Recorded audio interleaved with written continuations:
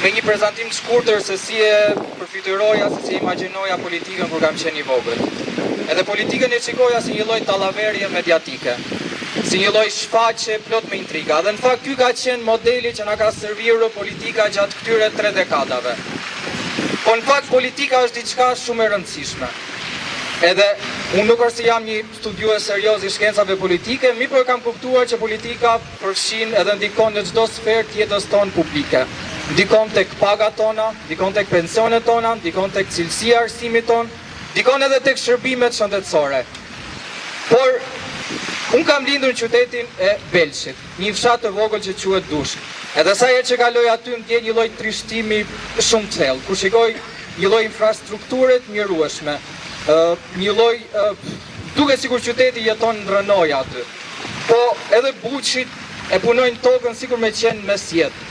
Madje fshati është aq i praktisur sa që ndonjëherë nëse u bie rasti të kaloni aty do duket sikur po kaloni në një qytet fantazëm. Por pse vendosa të përfshihen politikë?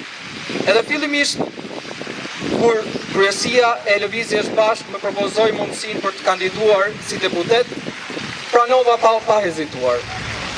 Nuk ma kërkuan që të përzgjedhun se në cilin vend do të kandidoja, po edhe nëse do ma kishin kërkuar, zgjedhja ime do të ishte Elbasani. Edhe nuk kam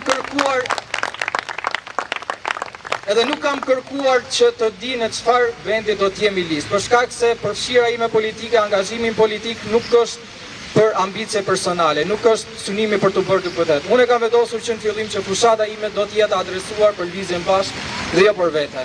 Bravo. Madje nga ky propozim i kryesisë Lëvizjes Bashku ndjeva shumë i vlerësuar, për shkak se do të isha përfaqësues si një lëvizje e cila ka në mesin e saj aktivistë që kanë guxuar, kanë patur guximin dhe kurajën që të godasin me grusht të fortë mali që s'bëza. Edhe këtu i referohem triadës media, politik, oligarki. Edhe sa herë që aktivistët e Lëvizjes Bashkë flasin për një lloj censure qëllimshme mediatike, këtu nuk po delirojnë, nuk po denoncojnë mullinë e erës. Edhe shikoni rreth e përçark jush. A ka ndonjë media politike, ka ndonjë media që po transmeton, po raporton këtë takim ton? Kujt i intereson kjo lloj censure? Tek fleta e votimit janë 11 subjekte partijake të cilat kandidojnë këto zgjedhje. Edhe secili prej jush mund të pyes me shumë drejtë se pse përzgjedhja e Lëvizjes Bashkë është alternativa më e mirë politike. Edhe unë kam listuar 3-4 arsye kryesore. E para është konsistenca. Lëvizja Bashkë është një subjekt i ri politik, por ka një periudhë shumë gjatë angazhimi dhe aktivizmi për shumë çështje sociale.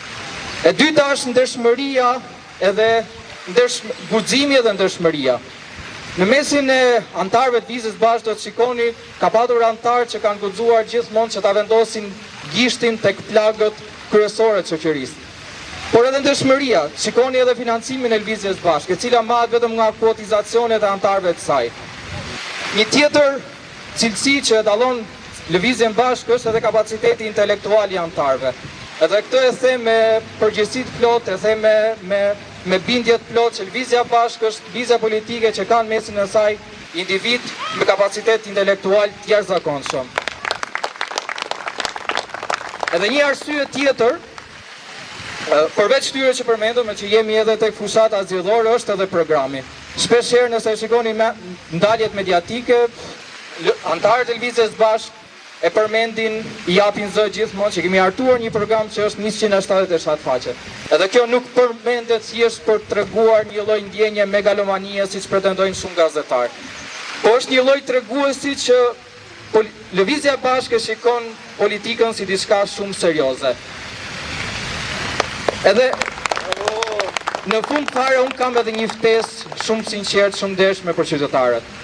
Kur shkoni tek kutia e votimit, do doja që secili nga ju ta hedh votën me ndërgjegje të plotë. Edhe kur ne themi që votoni alternativën më mirë politike, ne e themi sepse jemi të bindur që alternativa më e mirë politike në këto zgjedhje është Lëvizja Bashkë. Edhe nga goja e aktivistëve të Lëvizjes Bashkë nuk do të gjeni kur fjalë që thonë na votoni ne se jemi të rinj. Ne nuk e kërkojmë votën si lëmosh. Edhe sa herë që takohemi me qytetarët, ne japim atij një fletushk. Edhe e ftojmë atë që ta lexojë programin tonë. Sepse ne vlerësojmë votuesin, ne besojmë te kapaciteti intelektual që ka votuesi për të vlerësuar seriozitetin e partije duke u nisur nga programi që kjo parti ka propozuar. Edhe diçka të fundit, duke qenë se edhe nga përvoja ime jam ekspozuar gjatë auditorëve të mëdha dhe jam mësuar që ta kuptoj interesin e studentëve, qoftë edhe nga minikat, nga fytyrat e tyre. Edhe këtu shikoj një entuziazëm, një lloj euforie të ngjashme dhe më në fund më vjen mirë që ka një lëvizje politike në Shqipëri që përfaqëson pjesën më dërmuese të shoqërisë. Edhe kjo lëvizje quhet Lëvizja Bashk. Faleminderit.